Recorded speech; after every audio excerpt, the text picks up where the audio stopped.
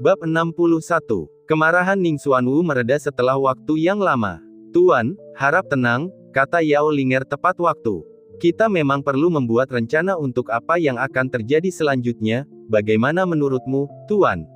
Wajah Ning Xuanwu muram, tetapi dia tidak punya pilihan selain membuat rencana untuk masa depan.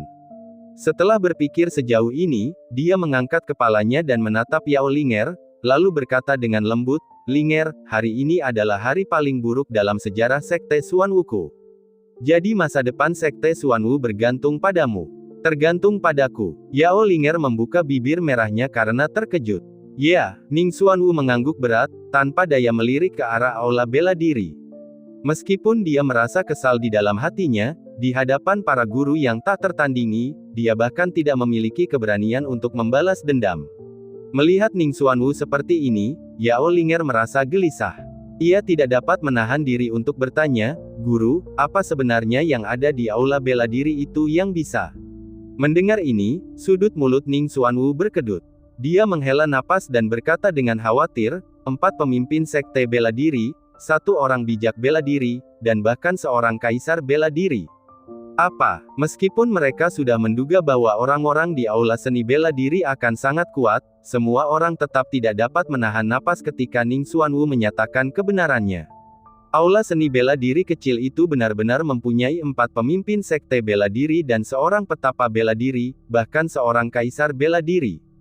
Tidak heran bahkan seseorang sekuat Ning Xuanwu telah menderita begitu parah. Jadi, Yao Linger mengerutkan kening dan menatap Ning Xuanwu. Jadi aku ingin kau tetap tinggal di kota Pingjiang, kata Ning Xuanwu dengan mata menyipit. Fondasi Sekte Xuanwuku ada di sini. Meskipun kita telah berselisih dengan Sekte Qingshan selama ribuan tahun, entah bagaimana kita telah menjaga keseimbangan. Tapi sekarang, keseimbangan itu telah rusak, katanya, wajahnya menunjukkan kekhawatiran yang mendalam. Kemudian ekspresinya berubah menjadi kejam saat dia melanjutkan, si tua Lu Qingshan itu, siapa yang tahu rencana jahat macam apa yang dia gunakan untuk menjalin hubungan dengan pemuda dari balai bela diri itu, dan bahkan memperoleh pedang suci yang tak tertandingi. Pikirkanlah, jika Lu Qingshan mendapatkan lebih banyak hal baik dari para guru itu, sebagai musuh bebuyutan kita, apakah dia akan membiarkan kita pergi? Dan dengan keuntungan yang dia peroleh dari para guru itu, bagaimana mungkin kita masih bisa menjadi tandingannya? Harus dikatakan, meskipun Ning Xuanwu memiliki temperamen yang berapi-api, sebagai pemimpin sekte, ia biasanya mempertimbangkan masalah dengan perspektif jangka panjang. Mendengar kata-katanya, semua orang mengerti hubungan rumit yang terlibat. Wajah mereka menampakkan kesungguhan yang dalam. Jadi Tuan ingin aku? Yao Linger bertanya dengan gugup. Aduh. Ning Xuanwu menghela napas dan berkata dengan ekspresi jelek, kita tidak bisa mendapatkan kembali batu pengguncang langit atau jubah angin cepat, dan kita juga tidak bisa membalas penghinaan hari ini. Meskipun aku tidak bisa menerima penghinaan ini, dalam menghadapi kekuatan absolut, kita tidak berdaya. Sebaliknya, kita harus berusaha sekuat tenaga untuk mendekati pemuda itu, setidaknya sampai pada taraf yang sama seperti Lu Qingshan. Saya mengerti apa yang Anda maksud, Tuan, kata Yao Linger dengan cemas. Tetapi, selain masalah dengan kedua saudara seperguruan itu, berdasarkan kejadian hari ini saja, kedua belah pihak sudah berselisih. Bagaimana kita bisa menjilat dan mendekatinya? Itulah sebabnya aku ingin kau tetap tinggal. Meskipun kau pernah bertemu dengannya sebelumnya dengan menyamar, dia belum melihat wujud aslimu. Setelah mengatakan ini, Ning Xuanwu menarik napas dalam-dalam dan menatap Yao Linger dengan serius. Dia mengucapkan setiap kata dengan perlahan. Karena itu, aku ingin kau menggunakan segala cara untuk merayunya dan menjadi wanitanya. Bab 62. Apa? Yao Linger melebarkan bibir merahnya karena terkejut. Dia tidak pernah menduga bahwa alasan Ning Xuanwu ingin dia tinggal adalah ini. Aku tahu ini membuatmu dalam posisi yang sulit, Ning Xuanwu berkata dengan serius, tapi ini menyangkut masa depan Sekte Xuanwu kita. Seluruh nasib Sekte Xuanwu berada di tanganmu. Lagi pula, jika kau benar-benar bisa menjadi wanitanya, itu tidak akan merugikanmu. Lagi pula, dia setidaknya berada di alam martial Sein. Bukankah kau selalu mengagumi dan menghormati yang kuat? Setelah berkata demikian, Ning Xuanwu menatap Yao Linger dengan penuh tanya. Yao Linger mengerutkan bibir merahnya erat-erat, merenungkan kata-kata Ning Xuanwu. Apa yang dikatakannya tidaklah tidak masuk akal. Terlepas dari apakah dia kaisar bela diri atau bukan, menjadi orang suci bela diri saja sudah cukup untuk membuat banyak orang tunduk. Jika bukan karena kejadian-kejadian ini, pemuda itu pastilah seseorang yang dikagumi dan dikejar Yao Linger. Jika dia benar-benar menjadi wanita milik pemuda itu, Yao Linger pasti akan bangkit bersama arus.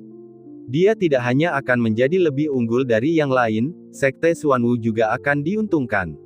Tuan, bukannya aku tidak mau, tapi apakah dia benar-benar akan melihatku? Wajah Yao Linger berubah tidak yakin. Di hadapan orang lain, merayu seorang pria adalah hal yang mudah karena kecantikannya yang alami dan kemampuannya yang luar biasa dalam memikat hati. Namun, seorang guru dengan sedikitnya kultivasi martial Sein, wanita mana yang tidak bisa ia miliki? Mengapa ia harus memandangnya, Yao Linger? Ning Xuanwu juga mengerutkan alisnya. Namun, keadaan sudah seperti ini, tidak ada jalan lain. Ia hanya bisa meyakinkan, Linger, gurumu percaya pada kemampuanmu. Keberhasilan tergantung pada orang lain, tetapi sudah ditentukan oleh surga. Kau pasti bisa melakukannya. Baiklah, baiklah. Yao Linger langsung merasakan beban berat 1000 pon di pundaknya. Namun misi yang berbahaya namun menguntungkan ini juga menyulut semangat juang dan antisipasinya. Tak lama kemudian, Ning Xuanwu dan yang lainnya kembali ke Sekte Xuanwu. Yao Linger tidak bertindak gegabah pada awalnya, sebaliknya dia menyembunyikan kultivasinya dan menetap di kota Pinjiang. Di aula besar yang dijaga ketat, ekspresi Patriark Qingshan berkedip-kedip dengan kemarahan yang besar. Di bawah kemarahan yang ekstrim, urat-urat di lengannya menonjol. Dia baru saja keluar dari kultivasi tertutup dan langsung mendengar Lan Xue melaporkan bahwa Yu Wuji telah dengan gegabah menyerang tuan muda di rumah perdagangan Baofeng terakhir kali. Bagaimana dia bisa menoleransi hal ini? Tetua San, kau harus memberiku penjelasan tentang ini. Patriark Qingshan memancarkan energi yang menindas dan berkata dengan suara rendah kepada seorang tetua di bawah, aku harus membunuh Yu Wuji, tidak, aku menginginkannya Lingqi. Mendengar perkataan Patriark Qingshan, raut wajah tetua San berubah drastis. Ia langsung berlutut di tanah. Pemimpin sekte, tenangkan amarahmu. Aku mohon padamu untuk memberi Wuji kesempatan. Biarkan aku membayar berapapun harganya. Tetua San berkata dengan cemas, aku tidak akan menyembunyikannya dari pemimpin sekte, selain menjadi muridku, Wuji memiliki identitas lain. Anak haram, kata Patriark Qingshan dengan dingin. Jadi pemimpin sekte sudah tahu. Ekspresi Tetua San tampak canggung saat dia menundukkan kepalanya. Kalau dia bukan anak harammu, apa aku masih akan berbicara denganmu di sini? Patriark Qingshan berkata dengan dingin, kalau tidak, Yu Wuji itu pasti sudah mati sejak lama. Terima kasih atas belas kasihanmu, pemimpin sekte. Tetua San bersujud memohon belas kasihan, saya mohon pemimpin sekte untuk mempertimbangkan semua tahun yang telah saya sumbangkan untuk sekte ini, dan mengampuni nyawa Wuji. Aku bersedia menerima hukuman Wuji. Kemudian, dengan tekad yang tampak di wajahnya, Tetua San dengan cepat dan bersih memotong sebuah lengan dan meletakkannya di hadapan Patriark Qingshan. Dengan wajah pucat, dia berkata dengan tulus kepada Patriark Qingshan, jika Patriark merasa itu tidak cukup, aku bersedia memotong lengan lainnya. Haruskah kamu melakukan hal ekstrim seperti itu?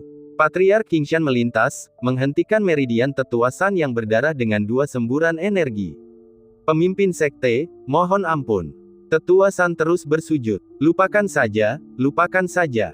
Patriark Qingshan menggelengkan kepalanya. Meskipun Tetua San sedikit korup, dia memang telah memberikan banyak kontribusi bagi sekte Qingshan selama bertahun-tahun. Sekarang setelah dia melakukan hal sejauh itu, jika Patriark Qingshan masih tidak menunjukkan belas kasihan, Tetua San mungkin benar-benar mati sebelum dia. Selain itu, sikap protektifnya yang besar terhadap Yu Wuji juga ada hubungannya dengan sekte Qingshan. Saat itu, selama perang antara sekte Qingshan dan sekte lain, Tetua San telah bertempur dengan sengit selama 3 hari dan terluka parah serta hampir meninggal. Meskipun ia diselamatkan, portal yang miliknya hancur dan ia tidak dapat lagi melanjutkan garis keturunannya. Demi putranya yang satu ini, dia pasti akan melakukan apa saja untuk melindunginya. Terima kasih atas belas kasihanmu, pemimpin sekte. Tetua San mengucapkan terima kasih sambil bersujud. Ini bukan karena aku menunjukkan belas kasihan, tetapi tuan muda itu tidak menganggap serius masalah ini. Patriark Qingshan berkata dengan suara rendah, kalau tidak, bukan hanya kamu, seluruh sekte Qingshan tidak akan bisa menahannya. Tapi aku memperingatkanmu, lebih baik tetap patuh pada orang-orangmu. Juga, sekarang setelah kau tahu identitas tuan muda itu, kau sama sekali tidak boleh membocorkan sepatah kata pun kepada orang lain. Jika kultivasinya yang terpencil terganggu karena kebocoranmu, kau bisa pergi dan meminta maaf sendiri. Ya, pemimpin sekte. Tetua San segera mundur. Melalui berbagai cara, dia akhirnya membebaskan Yu Wuji. Setelah dibebaskan, Yu Wuji mengabaikan luka-lukanya yang belum diobati dan mengirim orang untuk mencari tahu keberadaan Peng Ying. Dia mengetahui bahwa Peng Ying telah dikeluarkan langsung dari sekte Qingshan, dan ekspresinya berubah sangat muram. Tidak mengundurkan diri. Akhirnya aku berhasil membawanya ke sekte Qingshan, tetapi belum berhasil mendapatkannya. Ini tidak akan berhasil. Aku harus mendapatkannya kembali. Bab 63. Angin bertiup kencang melewati pepohonan Yi Feng. Kekacauan apa ini? Wu Yonghong dan keempat lelaki tua itu berkata mereka memiliki sesuatu yang mendesak untuk diurus dan bergegas pergi, meninggalkan setumpuk sampah di depan konter Yi Feng. Apa yang mereka katakan? Sebagian dari uang itu adalah uang yang telah dimintanya sebelumnya, dan sisanya adalah uang hasil jerih payahnya terakhir kali.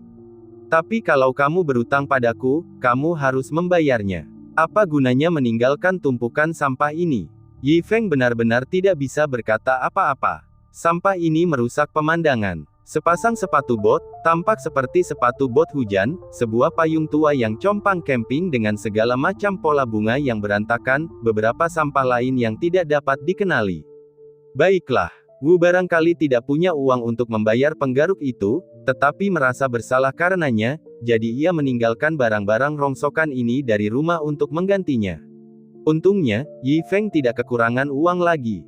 Sejujurnya, sepatu bot hujan dan payung bisa berguna untuknya. Dia bisa memakai sepatu bot dan membawa payung lusuh saat dia pergi minum di hari hujan. Lumayan. Aduh. Tepat pada saat itu, anjing itu melolong. Yi Feng meliriknya namun mengabaikannya. Namun, Ao King terus melolong. Itu adalah naluri binatang iblis, terutama saat merasakan sesuatu yang menakutkan. Saat ini, matanya tertuju pada sebuah pintu kecil di belakang Yi Feng. Dia sudah lama berada di sini, tetapi tidak pernah memperhatikan pintu itu sebelumnya. Bukan saja dia tidak pernah masuk, dia juga jarang melihat Yi Feng masuk. Dia pikir itu hanya gudang. Tetapi sekarang, dia tidak berpikir begitu. Dia merasa seperti ada sesuatu yang tersembunyi di dalam. Karena dia samar-samar merasakan aura yang dalam dan mengerikan terpancar darinya dari waktu ke waktu. Yang sedikit menghiburnya adalah Yi Feng tampak tidak peduli dengan aura dari pintu kecil itu seperti biasa, berbaring di kursi santai. Namun dia masih penasaran, apa sebenarnya yang tersembunyi di dalamnya. Perusahaan Bao Feng, Yin Xiong secara khusus mengundang Luo Lengsui. Ahem, keponakanku. Konvensi puisi tahunan di kota Pingjiang akan segera diadakan. Konvensi ini akan mempertemukan semua penyair dan guru sastra di kota ini. Harta karun tertinggiku sangat populer, aku berencana untuk mengundang guru untuk berpartisipasi juga. Namun, mengingat identitas guru, aku tidak dapat mengambil keputusan. Bagaimana menurutmu? Mendengar ini, Luo Lengsui berpikir keras. Kemudian dia berkata, guru berada di kota Pingjiang dengan dua tujuan, untuk menyiapkan rencana besar, dan untuk menjalani kehidupan layaknya orang biasa. Apapun yang ingin kau lakukan, selama itu tidak mengganggu rencana sang guru atau memengaruhi niat awalnya untuk menjalani kehidupan fana, itu akan baik-baik saja. Mudah untuk tidak memengaruhi niat awal guru, cukup berinteraksi dengannya dari sudut pandang orang biasa. Yin Xiong mengerutkan kening. Tapi rencana besar apa yang telah disiapkan guru? Mendengar ini, Luo Lengsui tidak dapat menahan senyum kecut dan berbisik, rencana besar yang disusun oleh guru, bagaimana mungkin orang seperti Anda dan saya dapat memahaminya? Bagaimanapun, berhati-hatilah, ini hanya konvensi puisi, dengan orang-orang biasa yang berpartisipasi. Karena Anda ingin mengundang guru, undang saja dia secara langsung. Jika dia bersedia, dia tentu akan hadir. Baiklah. Yin Xiong mengangguk dan berkata dengan sungguh-sungguh, keponakanku, kurasa aku mengerti maksudmu. Setelah berdiskusi dengan Luo Lengsui, Yin Xiong secara pribadi pergi ke sekolah seni bela diri dan menyampaikan undangan kepada Yi Feng. Berbaring di kursi santai dan menatap undangan di tangannya, Yi Feng berpikir, sebaiknya dia pergi melihatnya karena dia sedang senggang. Ia ingin melihat apakah kebudayaan dan pengetahuan dunia yang berbeda ini lebih unggul, atau apakah warisan Tiongkok miliknya yang berusia 5.000 tahun lebih kuat. Sebuah konvensi puisi. Di sebuah halaman, Yao Linger melihat berita di tangannya, alis cantiknya sedikit terangkat. Hari-hari ini, melalui berbagai cara, dia telah mengetahui secara kasar kondisi kehidupan pemuda misterius ini. Dia yakin, dia adalah seorang Grandmaster tak tertandingi yang telah turun ke dunia fana untuk merasakan kehidupan. Karena ini adalah konvensi puisi biasa, ini merupakan kesempatan langka baginya. Anakku, ayahmu punya beberapa hal untuk dikatakan kepadamu hari ini. Di halaman mewah lainnya, Mao Lin menatap putrinya Mao Yuner dan berkata dengan serius, "Putriku, izinkan aku bertanya kepadamu, apa pendapatmu tentang penulis mimpi kamar merah dan harta karun tertinggi?" "Ayah, apa maksudmu dengan ini?" Mao Yuner berkata dengan lembut. Saat berbicara, wajah cantiknya tidak bisa menahan diri untuk tidak memerah. "Sejujurnya, karena harta karun tertinggi ini, perusahaan kita mungkin akan kalah bersaing untuk menjadi perusahaan teratas.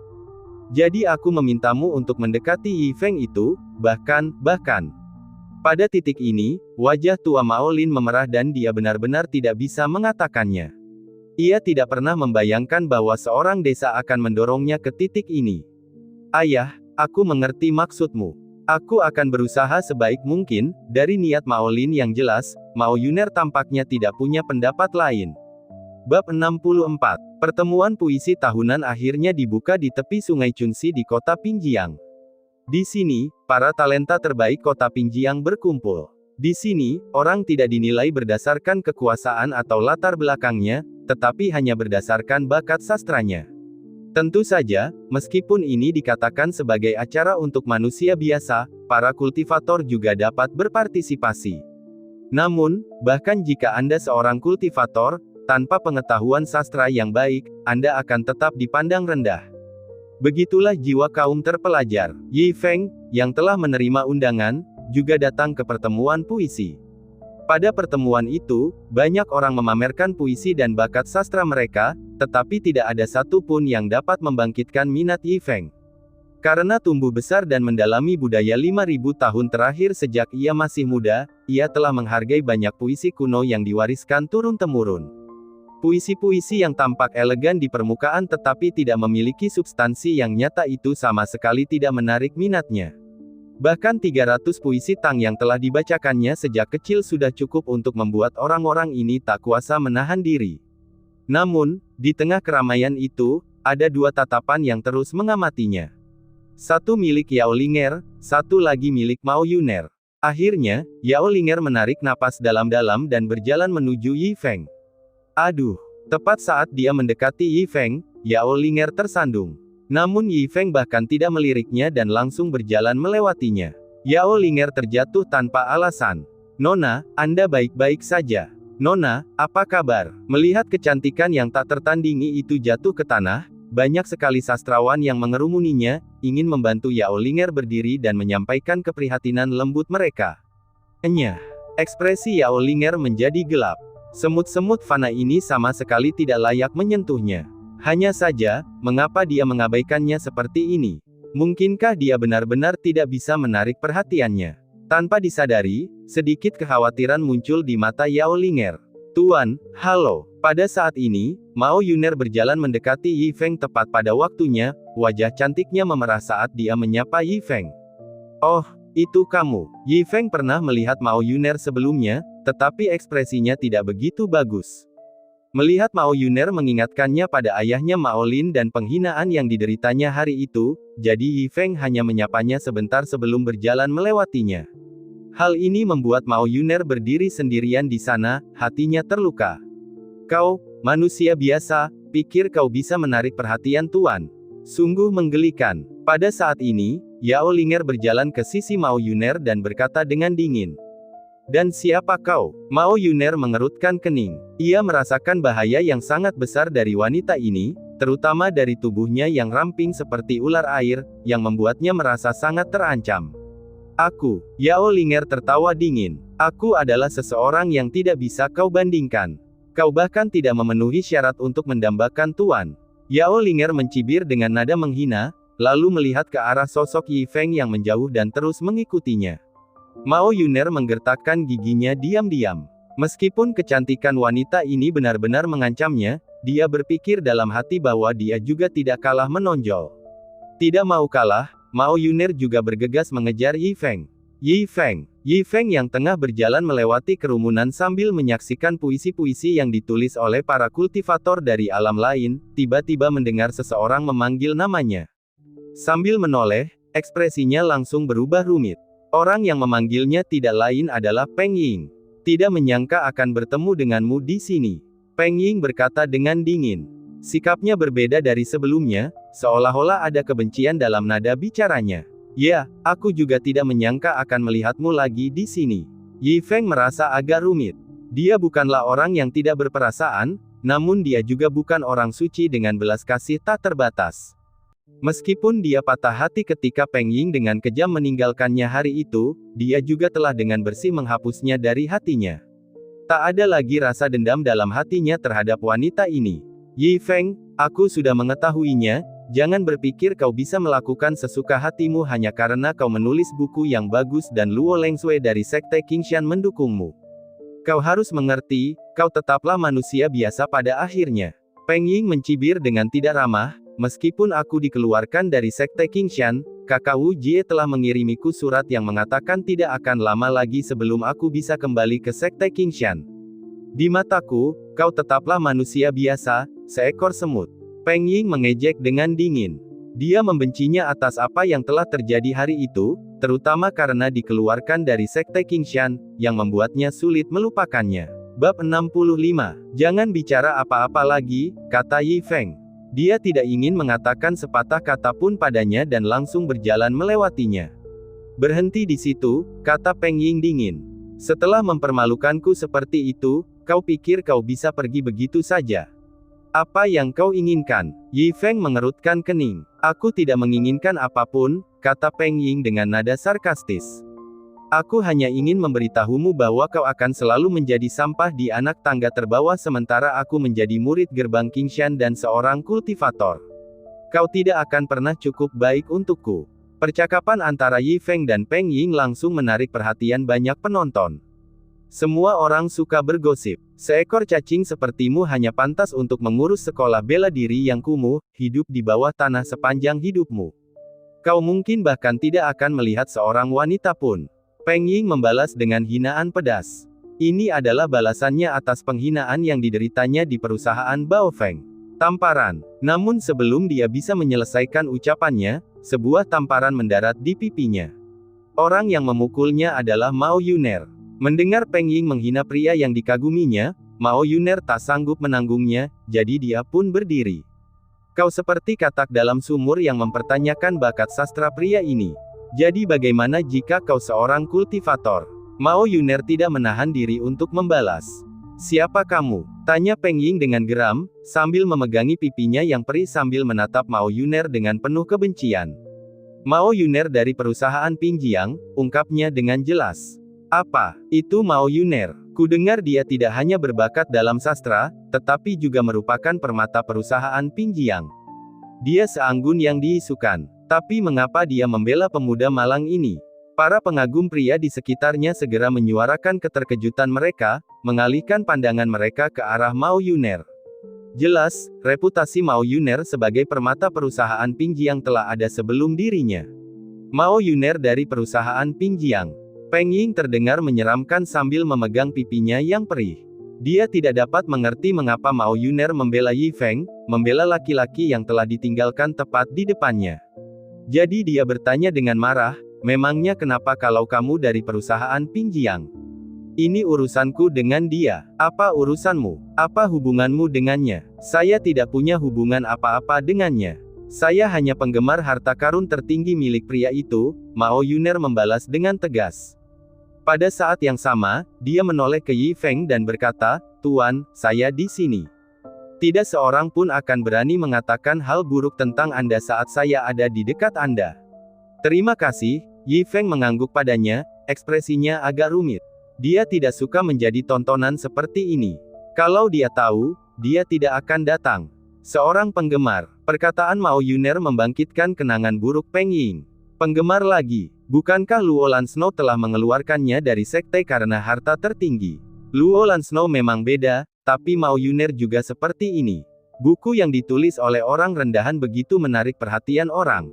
Itu hanya sebuah buku. Bagaimana bisa memiliki pengaruh sebesar itu? Peng Ying tidak mengerti. Tidak peduli seberapa bagus tulisannya, itu tetap saja biasa saja. Ada kesenjangan yang besar dibandingkan dengan para kultivator. Aku tidak peduli siapa dirimu. Ini urusanku dan dia. Aku peringatkan padamu, minggirlah sekarang juga. Dilanda kebencian yang amat dalam, Peng Ying melontarkan ancaman yang mengerikan kepada Mao Yuner. Pada saat yang sama, dia menghunus pedang panjangnya, melepaskan aura seorang prajurit bela diri tingkat 9. Jadi bagaimana jika dia dari perusahaan Pingjiang? Meskipun dia telah dikeluarkan dari gerbang Qingshan, dia bisa segera kembali karena Wu Jie. Dengan dukungan gerbang Qingshan, perusahaan biasa hanyalah semut. Oleh karena itu, dia sama sekali tidak takut terhadap perusahaan Pingjiang. Oleh karena itu, dia tanpa henti melepaskan aura kultivatornya untuk menekan Mao Yuner. Pada saat itu, wajah Mao Yuner menjadi pucat. Meskipun dia adalah permata dari perusahaan Pingjiang, dia tetaplah orang biasa. Dia tidak dapat menahan tekanan sekecil apapun dari seorang kultivator.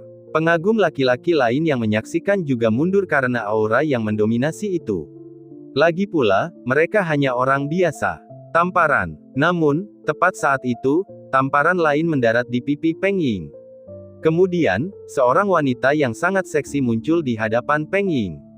Bab 66. Kemunculan tiba-tiba sosok bayangan ini menyebabkan keributan di antara orang banyak. Karena wanita yang melakukan gerakan itu juga merupakan wanita cantik yang tiada taraf. Dibandingkan dengan Mao Yuner, dia sama sekali tidak kalah. Daya tarik dan pesona yang terpancar melalui postur genitnya membuat jiwa banyak orang meninggalkan tubuh mereka. Yang lebih penting, dia lebih ganas dalam serangannya dibandingkan Mao Yuner. Wajah Peng Ying yang berbentuk biji melon dengan cepat memperlihatkan jejak telapak tangan berwarna merah cerah. Dalam sekejap, banyak orang menatap Yi Feng dengan aneh. Mereka semua bertanya-tanya, orang macam apa Yi Feng hingga dia tega membiarkan kedua wanita ini membantunya seperti ini. Wanita yang datang kemudian tidak lain adalah Yao Linger. Rasa sakit yang membakar di wajahnya hampir membuat Peng Ying kehilangan akal sehatnya. Dia tidak menyangka akan ditampar lagi. Yang membuatnya semakin bingung adalah, alasan mengapa dia dipukul adalah karena lelaki yang ditinggalkannya ini, lelaki tak berguna, tak berarti ini. Dengan niat membunuh di matanya, Peng Ying menatap Yao Linger dan berteriak dengan getir, "Siapa kamu?" "Saya juga penggemar pria ini," kata Yao Linger sambil mengangkat sudut mulutnya. Dia sudah punya alasan di benaknya dan menjawab dengan tenang. Selama beberapa hari terakhir di kota Pingjiang, dia sudah mengetahui detail tentang pemuda misterius ini. Meskipun dia adalah ahli yang tak tertandingi, dia tidak pernah menunjukkan kemampuannya. Jelaslah bahwa dia adalah salah satu monster tua yang kembali ke kesederhanaan untuk menjalani hidup.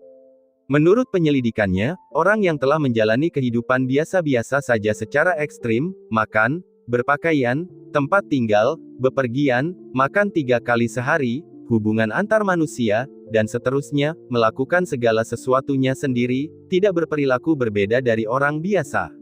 Jadi dia mengerti, meskipun kultivasinya sendiri dapat dilihat olehnya sekilas, dia tetap harus berpura-pura menjadi orang biasa, agar tidak merusak niat awalnya untuk menjalani kehidupan biasa dengan mendekatinya. Dan mengatakan dia adalah seorang penggemar adalah alasan terbaik baginya. Penggemar lain. Peng Ying menampakkan ekspresi ganas di wajahnya, dadanya yang marah terangkat dengan hebat. Itu hanya buku yang rusak, bagaimana bisa buku itu membuat orang tak berguna yang ditinggalkannya menarik perhatian wanita satu demi satu. Yang membuatnya makin tidak dapat diterima adalah kenyataan bahwa kedua wanita itu tidak lebih rendah sedikit pun darinya, entah dari latar belakang, penampilan, atau bentuk tubuh mereka mereka mampu mengalahkannya.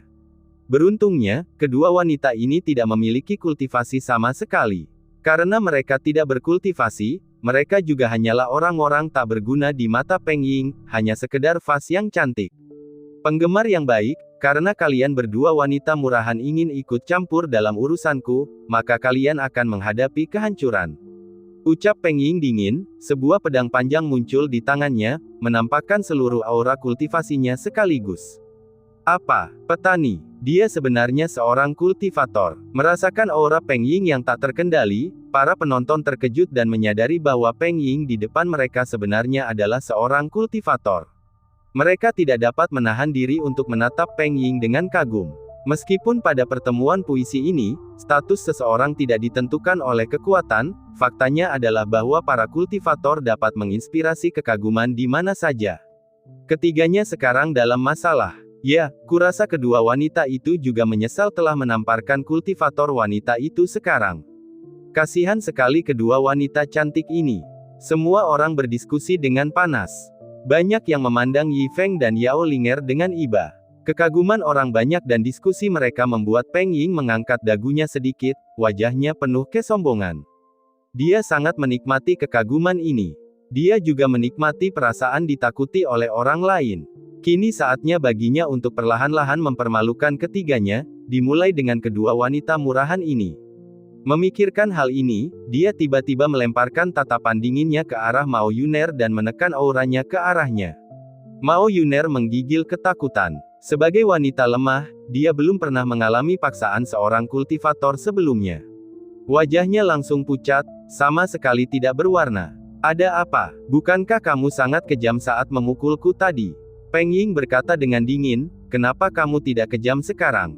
Wajah Mao Yuner pucat pasi, dia tidak berani mengatakan sepatah kata pun. Aku menyuruhmu untuk berlutut sekarang. Peng Ying mengancam lagi. Wajah Mao Yuner berubah drastis, dia buru-buru menggelengkan kepalanya, tidak dapat menerima penghinaan seperti itu. Kau tidak ingin berlutut. Wajah Peng Ying berubah dingin, dan pedang panjang di tangannya langsung melesat ke arah Mao Yuner. Ah! Mendengar datangnya pedang, Mao Yuner menjerit pelan dan jatuh ke tanah karena takut bahkan sebelum pedang itu mencapai dirinya. Melihat ini, Peng Ying menampakkan ekspresi jijik. Semut tetaplah semut. Pedangku bahkan belum mengenaimu, bagaimana mungkin kau sudah seperti ini? Tubuh lembut Mao Yuner gemetar, masih tidak berani mengucapkan sepatah kata pun, penuh ketakutan terhadap Peng Ying. Tatapan mata Mao Yuner yang menyedihkan membuat Peng Ying menikmati kesenangan yang belum pernah terjadi sebelumnya. Ini adalah status yang seharusnya dimiliki seorang kultivator, bukan sesuatu yang dapat dibandingkan dengan orang biasa yang seperti semut. Tiba-tiba, dia melemparkan pandangan dinginnya ke arah Yao Linger lagi, dan mengalihkan aura menindasnya ke arah Yao Linger juga.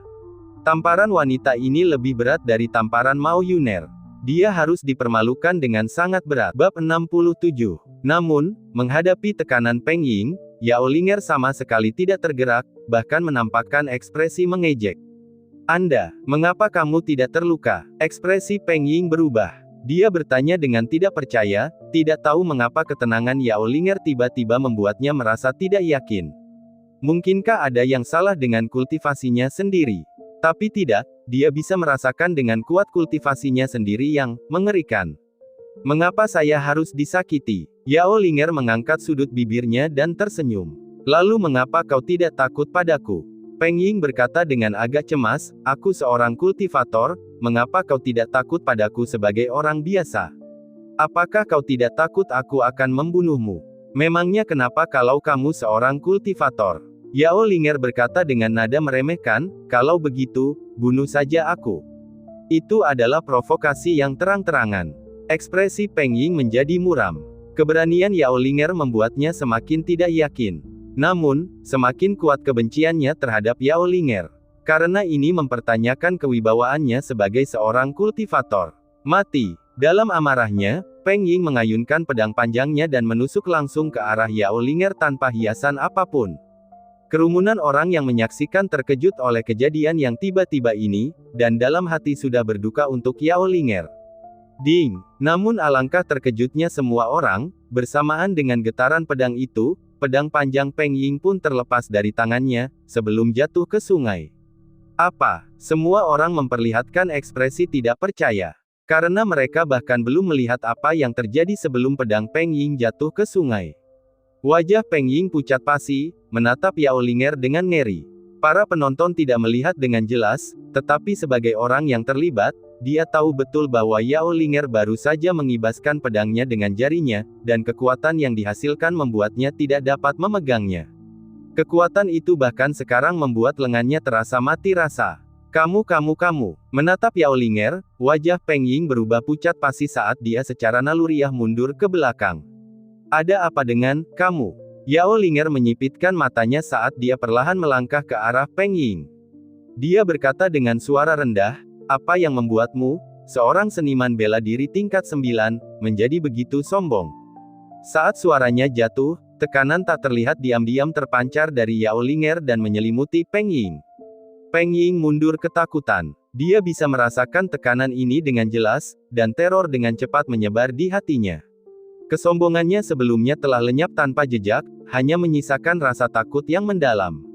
Dia juga tidak mengerti mengapa Yao Linger, seorang dewa yang terpelajar, memperlakukan Yi Feng, seekor semut, dengan begitu hormat dan bahkan menjadi penggemarnya, memanggilnya guru. Apakah menurutmu, seorang seniman bela diri tingkat 9, memenuhi syarat untuk menyebut dirimu seorang kultivator? Yao Linger tanpa ampun menekan pertanyaan itu, kata-katanya menusuk hati Peng Ying. Apakah Anda memenuhi syarat? Ekspresi Peng Ying jelek karena dia tetap diam. Saya bertanya padamu, Yao Linger menuntut. Saat suaranya melemah, sebuah tamparan mendarat di wajah Peng Ying. Anda, bagaimana denganmu? Tamparan lain menghantam wajah Peng Ying saat suaranya jatuh, dan dia terus mendesak, bicaralah. Dengan kultivasi yang sangat rendah, apakah menurutmu kamu memenuhi syarat untuk menyebut dirimu seorang kultivator? Tidak. Peng Ying bergumam dengan nada ragu-ragu, ekspresinya penuh dengan keengganan. Tidak apa, Yao Linger masih mendesak, sambil menamparkan Peng Ying lagi pada saat yang sama. Dalam sekejap, wajah Peng Ying memerah dan bengkak seperti kepala babi. Air mata kesedihan mengalir di matanya. Dan pemandangan ini juga membuat Yi Feng dan yang lainnya tercengang. Wanita ini terlalu ganas. Melihat Yao Linger hendak menamparkan lagi, Peng Ying berkata sambil berlinang air mata, tidak, aku tidak layak. Kalau begitu nyahlah. Yao Linger tertawa dingin dan menghina, lalu langsung menamparkan Peng Ying lagi. Sambil menjerit memilukan, tubuh Peng Ying terguling di udara sebelum jatuh dengan keras ke dalam sungai. Tanpa melirik Peng Ying lagi, Yao Linger menoleh dan menatap Yi Feng. Ekspresinya berubah menawan dan lembut. Salam, guru, ucapnya lembut sambil membungkukkan badan sedikit pada Yi Feng. Terima kasih atas bantuanmu, Nona. Yi Feng menjawab dengan lembut. Anda terlalu baik, Tuan. Yao Linger berkata dengan lembut, saya khawatir Tuan masih belum tahu siapa saya. Akan tetapi, baru saja dia berbicara setengah jalan, Yi Feng tersenyum dan menyela, tidak perlu repot-repot seperti itu, kita pernah bertemu sebelumnya. Mendengar ini, tubuh Yao Linger gemetar. Dia tertegun di tempatnya, tidak dapat mengucapkan sepatah kata pun untuk beberapa saat. Mungkinkah dia sudah mengetahui identitasnya? Apakah dia sudah mengetahui penyamarannya sebelumnya? Tanpa disadari, keringat dingin mengucur di sekujur tubuh Yao Linger. Memikirkan hal ini, dia dengan cepat menjelaskan, Guru, saya benar-benar minta maaf atas apa yang terjadi sebelumnya, saya melakukan ini karena... Tidak perlu dijelaskan, itu bukan masalah besar. Yi Feng melambaikan tangannya sambil tersenyum dan berkata, dia memang pernah melihat Yao Linger sebelumnya. Lagi pula, dia pernah melihatnya berpura-pura tersandung di depannya. Alasan dia tidak membantunya berdiri adalah karena dia tidak mengenalinya. Tiba-tiba bersikap seperti itu, wanita cantik yang tidak dikenal pasti sedang merencanakan sesuatu. Namun kini tampaknya ia salah mencurigainya. Ternyata ia adalah penggemarnya. Penggemar yang memuja idola mereka dan menggunakan beberapa tipu daya feminin untuk menarik perhatiannya tidaklah berlebihan. Melihat ekspresi cemas dan malunya, Yi Feng segera menyela. Wanita pada dasarnya pemalu. Lebih baik tahu tanpa mengatakannya. Meski penampilan dan bakatku terkutuk ini. Mendengar perkataan Yi Feng, Yao Linger tanpa sadar menyeka keringat di dahinya dan menghela napas lega. Dalam hatinya dia pun tertawa getir. Ternyata dia sudah tahu identitasnya selama ini. Yang membuatnya merasa lega adalah bahwa pria itu tampaknya tidak terlalu peduli dengan identitasnya. Pikiran pria ini benar-benar tidak terduga. Namun setelah dipikir-pikir lagi, dia dapat menemukan alasannya. Di matanya, sekte Xuanwu hanyalah sekte kecil, jadi dia tentu saja tidak menganggapnya serius. Namun semoga saja dia belum mengetahui tujuannya juga. Memikirkan hal ini, Yao Linger merasa agak malu, dan juga sedikit gugup dalam hatinya. Terima kasih juga, Nona Mao. Yi Feng membantu Mao Yuner berdiri di sampingnya dan berkata dengan lembut. Terima kasih, Guru. Merasakan kekuatan lengan Yi Feng, Mao Yuner menundukkan kepalanya saat wajah cantiknya memerah. Tidak apa-apa, seharusnya aku yang berterima kasih pada kalian berdua.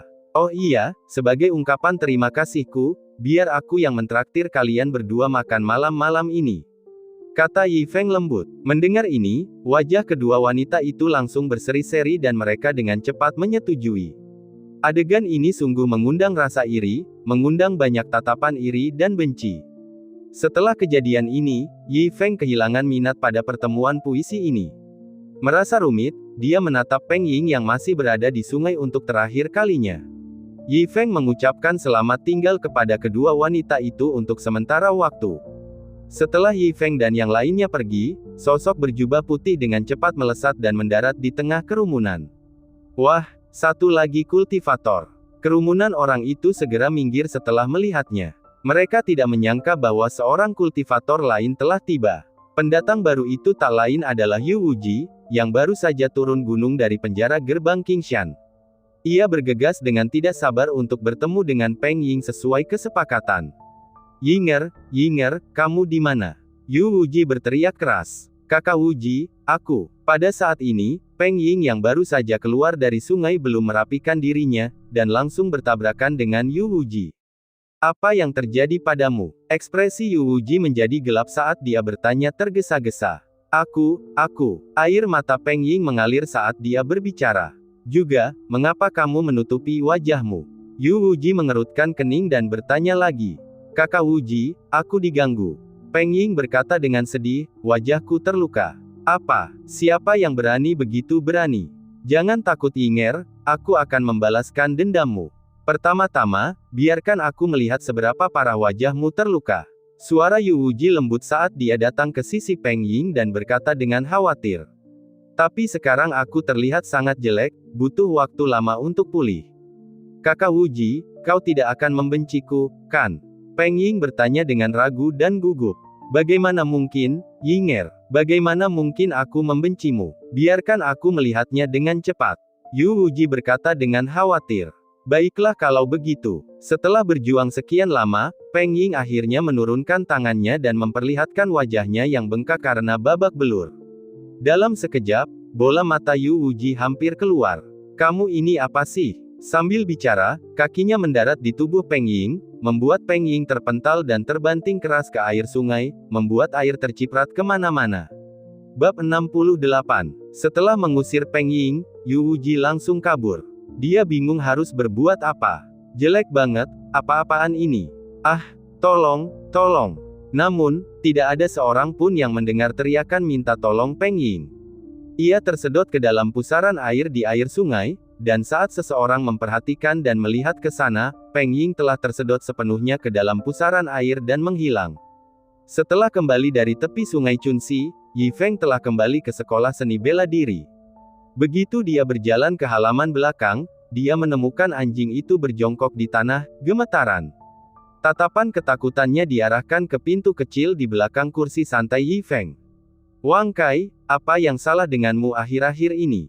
Yi Feng mengusap kepalanya untuk menghiburnya. Au. Ao King menggonggong ke pintu kecil itu. Jangan bilang kau. Yi Feng menatap anjing itu. Situasi ini sangat mirip dengan kehidupan sebelumnya saat husky-nya sedang birahi. Mungkinkah dia ingin memikirkan hal ini? Yi Feng tampak semakin mirip. Baiklah, lain kali kalau aku punya waktu, aku akan membantumu memecahkan masalah ini, tapi untuk saat ini kamu harus menanggungnya sendiri. Setelah menenangkan Ao King, Yi Feng bangkit dan meregangkan tubuhnya dengan malas.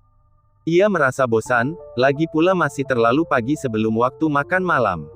Murid, aku akan pergi ke Akademi Yihong untuk bermain kartu dengan para wanita itu, bantu aku mengawasi sekolah seni bela diri. Yi Feng berkata dengan lembut. Dia juga teringat pada gadis-gadis muda di Akademi Yihong. Sudah lama sejak terakhir kali dia bermain kartu dengan mereka. Sore hari adalah waktu yang tepat untuk menghabiskan waktu bersama mereka. Ya, guru. Zongking menganggukkan kepalanya dengan patuh, namun tak dapat menahan diri untuk bertanya, Tuan, apa itu bermain kartu? Yi Feng tertawa dan mengusap kepalanya. Kau tidak akan mengerti bahkan jika aku memberitahumu. Guru, saya benar-benar mengerti. Karena ketika saya membantu Anda mendapatkan anggur, saya sering lewat sana dan sering melihat wanita-wanita muda itu dan itu, pada titik ini, Zongking menjadi ragu-ragu. Setelah merasa gugup untuk waktu yang lama, dia tergagap. Jadi, guru, bisakah Anda mengajak saya bermain kartu di Akademi Yihong? Setelah mengatakan itu, wajahnya memerah karena malu. Namun dia juga penuh dengan antisipasi, dan tanpa sadar menjilat bibirnya, menatap Yi Feng penuh harap. Apa yang kau mengerti? Yi Feng tersenyum tak berdaya. Dia adalah satu-satunya orang di dunia yang memiliki setumpuk kartu ini, yang dia buat sendiri. Para wanita di Akademi Yihong juga diajari olehnya. Zongking bahkan belum pernah melihat mereka, jadi bagaimana dia bisa mengerti? Guru, saya sungguh mengerti. Zongking ingin sekali mencoba. Kau benar-benar tidak mengerti. Saat ini, kau harus fokus melatih tinjumu. Bermain kartu adalah sesuatu yang akan kuajarkan padamu nanti. Yi Feng menepuk bahunya dan dengan lembut menghiburnya, lalu berjalan keluar dengan santai. Tapi aku tidak semudah itu lagi. Zongking menggaruk kepalanya bingung, tetapi karena tuannya tidak membiarkannya pergi, dia hanya bisa diam-diam menekan kegembiraannya di dalam hatinya. Au. Di halaman, Ao King masih menggonggong di pintu kecil. Sial, aku tidak tahan lagi. Ao King melesat ke aula depan.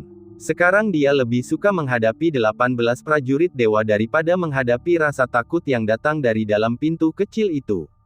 Siapa tahu apa lagi yang disembunyikan tuannya di dalam. Tidak mampu menyinggung. Saya bisa bersembunyi dari ini. Di sisi lain, baik Mao Yuner maupun Yao Linger memperlakukan undangan makan malam Yi Feng dengan sangat serius. Maka Yao Linger pun segera mengirim pesan berisi prasasti batu giok, melaporkan kejadian ini kepada Ning Xuanwu. Linger, aku percaya padamu. Ingat, malam ini adalah kesempatan bagus yang langka. Apapun yang terjadi, kau harus menangkapnya malam ini. Masa depan Sekte Xuanwu bergantung padamu. Pesan serius Ning Xuanwu di tablet giok membuat Yao Linger merasa bertanggung jawab. Dia mengangguk dengan serius. Kamar dagang Pingjiang. Mendengar laporan Mao Yuner, Mao Lin mengerutkan kening sambil berpikir keras. Akhirnya, setelah ragu-ragu cukup lama, dia mengeluarkan botol giok dan menamparnya di depan Mao Yuner. Yuner, aku harap kau tidak menyalahkanku untuk ini. Setelah berkata demikian, Mao Lin menghela napas dalam-dalam. Dalam sebulan terakhir, berkat harta karun tertinggi, kamar dagang Feng Bao telah menghancurkan kamar dagang Pingjiang miliknya, jadi dia mendapat tekanan luar biasa dari seluruh dewan direksi kamar dagang tersebut, membuatnya terengah-engah. Pada saat ini, dia hanya bisa menggunakan cara curang. Memikirkan hal ini, dia sangat menyesali kejadian itu sejak awal. Dia sempat buta sesaat dan terjebak dalam situasi ini, dan sekarang dia bahkan harus menggunakan keponakannya. Jadi ayah, apa sebenarnya ini? Mao Yuner menatap botol giok putih itu sambil menggigit bibir merahnya erat-erat. Bubuk bunga musim semi. Mao Lin berkata dengan ekspresi jelek.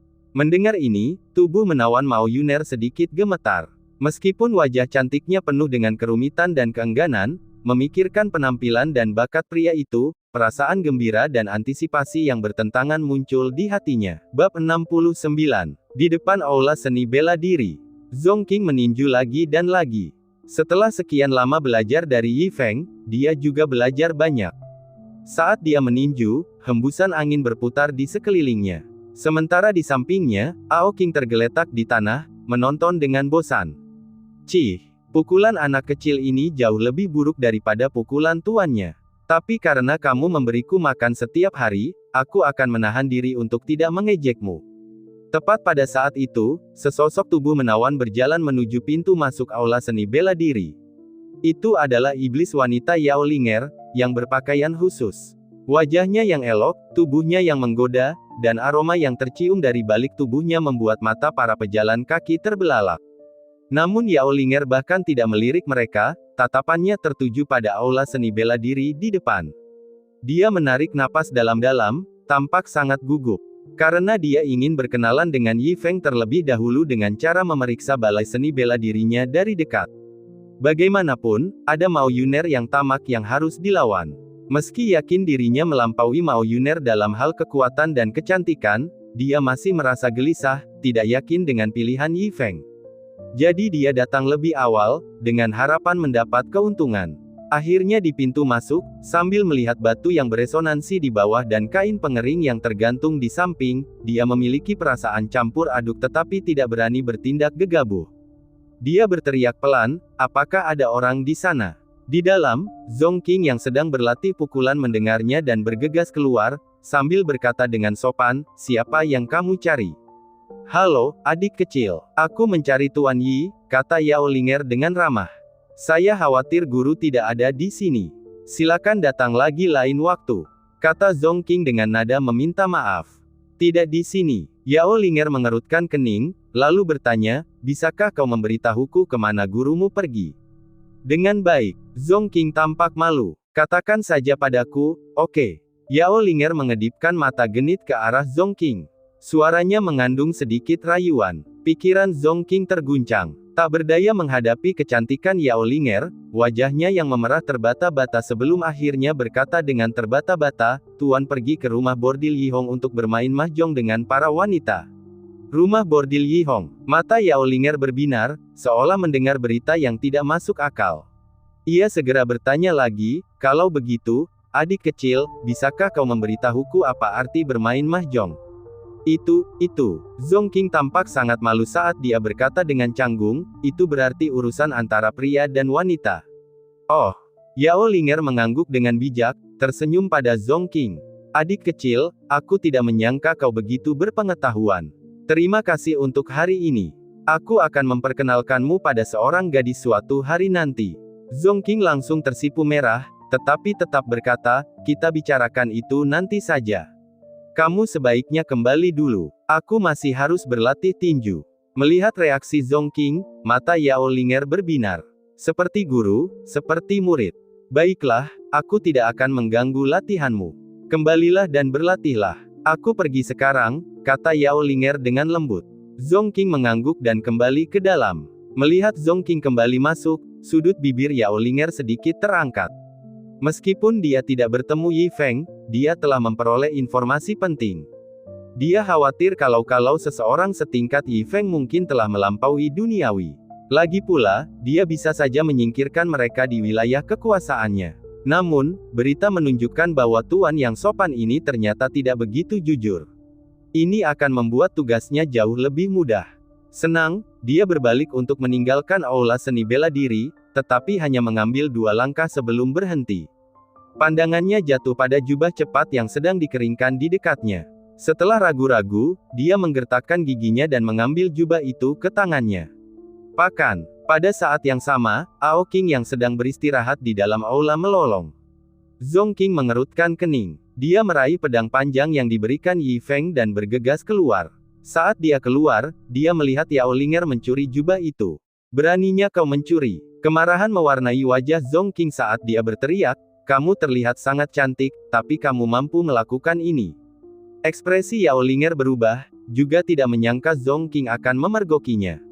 Namun dia tetap tenang, bersikap menawan saat berkata, adik kecil, bagaimana kalau aku memberikan kain ini kepadamu dan mengenalkanmu pada seorang gadis seperti yang aku janjikan? Aku menyuruhmu untuk meletakkan kain itu, perintah Zhong Qing dengan tegas. Mungkin itu hanya kain, tapi aku bisa melihatmu sekarang. Aku tidak perlu kau memperkenalkan gadis manapun. Adik kecil, apakah kamu tidak bersikap tidak menyenangkan? Yao Linger terus tersenyum. Namun, Zhong Qing kini kebal terhadap tindakannya. Menghunus pedang panjangnya, tubuh kecilnya melesat maju membentuk busur ke arah Yao Linger. Keterampilanmu sangat buruk, tapi kau berani menyerangku. Yao Linger meremehkan. Namun di saat berikutnya, tekanan yang sangat besar menimpanya. Apa? Pedang ini. Bab 70. Tekanan yang begitu kuat. Apakah ini mutu kekaisaran? Tidak. Batu pengguncang surga dan jubah cepat merupakan harta karun tingkat kekaisaran, namun keduanya jauh dari sebanding dengan aura ini. Mungkinkah tingkat sekte, atau bahkan tingkatan suci? Gadis roh iblis itu tidak berani membayangkan lebih jauh. Dia hanya tahu bahwa tebasan yang tampaknya tak berdaya ini membawa tekanan yang tak tertandingi, memaksanya untuk merendahkan diri dan berlutut. Retakan. Tebasan itu semakin dekat dan dekat. Di bawah tekanan yang luar biasa, lempengan batu di bawah kaki gadis roh iblis itu telah hancur, namun Zhong Qing tidak menunjukkan niat untuk berhenti. Mencuri barang dari sekolah seni bela diri. Sekalipun itu hanya kain lap, dia tidak akan menunjukkan belas kasihan. Karena tempat ini adalah rumahnya yang paling hangat. Tanpa izin dari guru, tak seorang pun dapat merusak sekolah bela diri ini, dan tak seorang pun dapat mengambil apapun yang menjadi milik sekolah ini. Saat ketakutan di hatinya meningkat, wajah gadis roh iblis itu semakin pucat. Akhirnya, di bawah ancaman kematian, dia berlutut di tanah dengan bunyi gedebuk. Saya tidak berani melakukannya lagi. Saya tidak akan pernah melakukannya lagi. Dia buru-buru memohon dengan ketakutan. Pedang panjang itu berhenti setengah inci di atas kepala gadis roh iblis itu, namun tetap saja mengejutkannya hingga berkeringat dingin. Ini adalah saat paling dekat ia dengan kematian sepanjang hidupnya. Penghinaan karena berlutut membuat gadis roh iblis itu sangat kesal, namun senyum pahit penyesalan muncul di wajahnya. Benar, karena anak laki-laki ini adalah murid orang itu, dia seharusnya tidak meremehkannya sejak awal. Memikirkan hal ini, dia cepat-cepat menyerahkan jubah Swift. Aku peringatkan kau, jika kau berani mencuri sesuatu dari sekolah bela diri milikku lagi, aku tidak akan mengasihanimu lain kali. Zhong Qing menatap tajam gadis roh iblis itu sebelum berbalik untuk pergi. Sebelum pergi, Ao Qing juga melirik gadis roh iblis itu dengan jijik. Seorang yang berjiwa bela diri berani bertindak sombong seperti itu. Meskipun anak ini konyol, dia tetaplah murid sang guru. Bagaimana mungkin seorang roh bela diri bisa memprovokasi dia? Secara kebetulan, gadis roh iblis itu kebetulan menatap tajam ke arah Ao Qing, membuatnya merasa makin terhina. Dia bisa menerimanya dari Zhong Qing karena dia adalah murid orang itu. Namun, dia bahkan direndahkan oleh seekor anjing. Hal ini tidak dapat ditoleransi olehnya. Jadi ketika Zhong Qing sudah berbalik, dia melotot tajam ke arah anjing itu. Oh ya, masih belum yakin, bocah nakal. Ao Qing langsung marah. Aku sekarang adalah hewan peliharaan Tuan. Dalam kemarahannya, tanda berbentuk matahari di dahinya memancarkan cahaya redup, dan pilar cahaya langsung melesat keluar. Apa? Ekspresi gadis roh iblis berubah drastis saat dia dengan cepat mengumpulkan seluruh kultivasinya dan mencoba menahan serangan ini. Namun pilar cahaya itu benar-benar tak terhentikan. Pilar itu menghantam dadanya dengan kekuatan yang dahsyat. Gadis roh iblis itu terlempar dan terbanting keras ke tanah. Dia batuk seteguk darah, tetapi matanya dipenuhi rasa tidak percaya. Dia, seorang gadis roh iblis, telah diterbangkan oleh seekor anjing lagi. Bagaimana ini mungkin? Tidak, ada yang salah dengan anjing ini. Mungkinkah serigala pemakan surga yang legendaris? Dia terkesiap tajam. Sekolah seni bela diri ini sungguh tak terduga. Selain orang itu, bahkan 4 sekte bela diri agung di masa lalu pun tidak ada apa-apanya. Dan sekarang ada seorang murid yang memegang artefak tingkat suci, dan seekor serigala iblis pemakan surga dipelihara sebagai anjing peliharaan. Dia dipenuhi dengan penyesalan. Dia seharusnya tidak mencoba mencuri Swift Cloak secara impulsif. Ini benar-benar kesalahan yang akan membuatnya patah hati selamanya. Sekarang tampaknya dia tidak punya pilihan lain selain melaksanakan rencananya malam ini. Hanya dengan berhasil dia bisa menyelesaikan semua masalah ini. Perjamuan akhirnya dimulai. Seperti yang dijanjikan, Yi Feng datang lebih awal untuk memesan meja. Sekarang setelah dia punya uang, dia tentu tidak berhemat dan memilih salah satu restoran terbaik di kota Pinjiang. Dengan jembatan kecil dan air yang mengalir, bahkan ada pertunjukan kembang api di malam hari. Mengingat bagaimana kedua gadis itu telah membantunya hari ini, mentraktir mereka ke tempat seperti ini untuk menunjukkan rasa terima kasihnya bukanlah hal yang berlebihan. Lagi pula, gadis-gadis menyukai suasana seperti ini. Setelah mengamankan meja, Yi Feng duduk di bangku di aula depan restoran untuk menunggu kedua gadis itu. Tepat saat itu, seorang pemuda berjalan mendekat sambil memegang kipas kertas. Dilihat dari penampilannya, dia adalah seorang pria yang cukup berkelas. Dia tersenyum dan berkata, "Saudaraku, bisakah kamu minggir sebentar?" Yi Feng mengangguk dan minggir. Setelah pemuda itu duduk, dia tersenyum dan menyapa, "Terima kasih, saudaraku. Kamu juga di sini untuk makan, kan?" "Ya," jawab Yi Feng sambil tersenyum dan mengangguk, menyadari bahwa orang ini adalah orang yang ramah. "Kalau dipikir-pikir, saudaraku, kamu sedang menantikan seorang gadis," kata pemuda itu sambil menyeringai. Yi Feng mengusap hidungnya dan mengangguk. "Kebetulan sekali," kata pemuda itu misterius. "Perkenalkan, namaku Wang Xuan. Sebenarnya, aku juga sedang menunggu seorang gadis." Dia lalu berceloteh dengan fasih, "Kau tak akan percaya, saudaraku. Tidak mudah membuat gadis ini setuju makan malam denganku di sini. Aku mengejarnya selama 3 bulan penuh sebelum dia setuju. Tapi mengingat kecantikannya, itu sepadan." Tepat saat Wang Xuan selesai berbicara, seorang wanita anggun dan berkelas masuk mengenakan gaun panjang. "Xiao Yu." Wang Xuan cepat-cepat memanggil sambil menyenggol Yi Feng, "Kakak, ini gadis yang kuceritakan padamu, Rui Xiao Yu. Senang bertemu dengan Anda, Nona Rui." Yi Feng menyapanya sambil tersenyum dan mengangguk. "Senang bertemu denganmu juga." Rui Xiao Yu juga mengangguk pada Yi Feng untuk memberi salam. "Hai, bro, mau makan bareng?" Wang Xuan menawarkan sambil tersenyum. Kemudian dia mendekat ke Yi Feng dan merendahkan suaranya, "Jadi menurutmu, apa aku sedang menyombongkan diri?" Matanya penuh dengan kebanggaan. "Dia memang cantik. Tapi aku masih menunggu seseorang," puji Yi Feng.